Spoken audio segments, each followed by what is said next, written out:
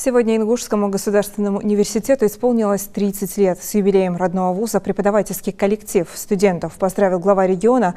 Махмуд Али Калиматов отметил, что по историческим меркам 30 лет – это небольшой срок, но если измерять событиями, то его путь к нынешним своим достижениям был долгим и длинным. Цитата. «Очень важно, чтобы университет не останавливался в своем развитии. В этом плане ректор ИНГУ Фатима Албакова смотрит далеко вперед и предпринимает конкретные шаги по реализации долгосрочных планов. Сегодня в нашем университете учатся не только студенты из других регионов, но и из других стран.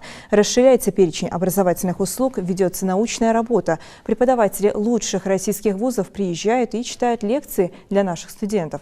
Среди выпускников университета много талантливых студентов, которые продолжают свою научную и профессиональную карьеру в разных структурах страны. И мы искренне гордимся ими. Они наше будущее. От всей души поздравляю руководство и коллектив университета, ее выпускников и студентов с юбилейной датой. Желаю нашему вузу занять свое место в рядах престижных высших учебных заведений России.